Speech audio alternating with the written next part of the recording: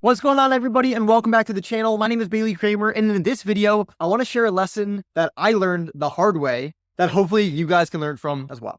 So without further ado, let's go ahead and jump in. So for context here, I have a landscaper that I've been using for literally 3 years. I started with him just having one of my properties, and then as I've gotten more and more, he now mows like 6 lawns for me every single week. So fair to say, I've been with this guy a pretty good time. He's been treating me really well. I've been treating him really well, and everything's been okay. So since I manage these properties remotely, he sends me pictures of the lawn after every single time he mows the lawn. And it's awesome. I get to see the property and I can see he's doing at least a decent job. Well, a couple days ago, he sent me a picture of my newest property and the lawn didn't look great. I thought the edge of the lawn just looked sloppy and, again, not really good. So I texted him and I asked him, hey, do you also edge the sides so that way, it looks like a nice clean line? And he responded and said, yes, we do that. We usually just maintain whatever edge is there unless someone specifically asks us to have it edged correctly. And he said that he can go out and do it. It'll just be extra money. So I read that message and I got really upset.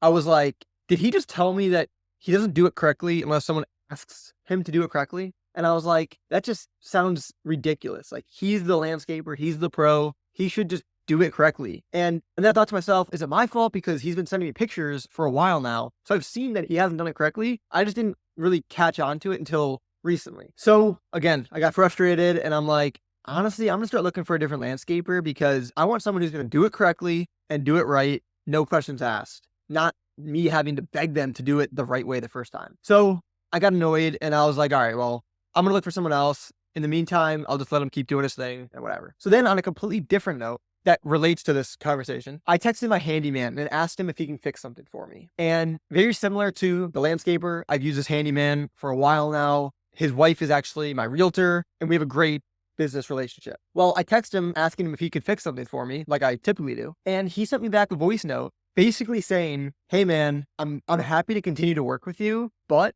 the way that you dealt with the most recent thing you asked about was not cool at all. And that's why I haven't been answering you, because the way you treated me doesn't fly with me. And I was like, whoa, holy moly, what happened? And basically I looked back at the messages to see what he was talking about. And the situation was, we had a guest at a property who said, hey, the roof's leaking. So I texted this handyman along with a couple other people to say, hey, when can you go out to go check out this roof in a nice way? And this handyman said that he can go tomorrow night. So this is going to be like 36 hours later. And this is a roof leak, right? So we just done way faster than that. So I got a different handyman to go out faster, and completely my fault. I take full ownership for it. I forgot to text back this handyman and tell him, hey, we no longer need you tomorrow night. And I never confirmed with him, oh yeah, tomorrow night sounds good. I just didn't answer. Completely my fault. And I just told him the day of, by the way, we don't need you anymore. And I just wasn't really thinking. I had so many things going on. Not an excuse, but totally, again, my fault. I own it completely. And in this voice note that my handyman sent to me, he basically said, hey man, I'll do the fix for you, but I want to let you know that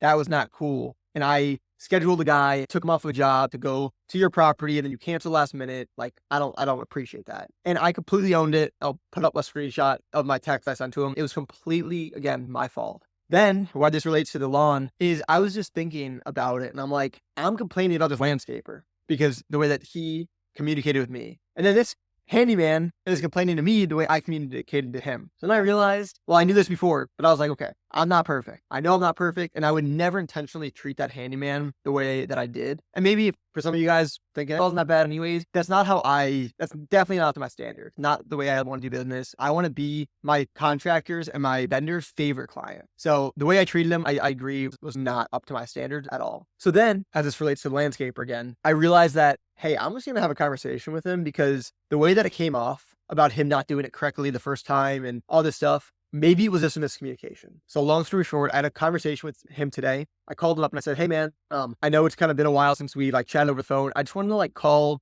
ask a question about something and just kind of reset expectations. So I said to him, as you know, you've been doing my properties for a couple of years now. These are all Airbnb type properties. And I told him that my cleaners, when they go clean the property, they're not just going to clean the property. They're also there to tell me, hey, this is what's wrong on the inside and tells me to fix. I said, I want to just reset the expectation that that's what I need out of you on the landscaping side for the outside of my property. So I have my cleaner who's monitoring the inside. I need you to be my eyes and ears on the outside of the property. So I said to him, the whole thing about the edge not being good, I want you to tell me before I even see it that it needs to be done right. And I told him, I'm not looking to have, a museum outside my house or a beautiful garden by any means, but there's certain things that are just really basic that maybe I think they're basic, but I really do think that these are very common things. Like, you should have a decently nice edge on your property. It doesn't have to be, again, museum worthy, but you get the point. And it was a really good conversation. We chatted for like 10 minutes and he just like reconfirmed like, hey man, like this is why we didn't do it. And I realized that it actually wasn't his fault either. It was back to me. It was my fault. My old employee told him that we didn't need it done, and it was a complete miscommunication that I'll, again, take blame for. So big lesson learned here is communication is so key. And a lot of times people, including myself, we're not trying to do anything intentionally bad. And again, like my mission is always to be my vendor's favorite client. And I really try to do everything possible, but there's things that I don't even notice I do that makes them upset, makes them angry, or make me upset that shouldn't, because it's just miscommunication. So that's not to say that vendors are never at fault, but in these situations, like I'm just looking at myself and I could have definitely improved in these situations, and this will definitely help me going forward. So I hope you guys got value out of this. Hopefully this will help you moving forward. Maybe you guys have similar issues. Let me know in the comments below, and I'll see you guys in the next video. Peace.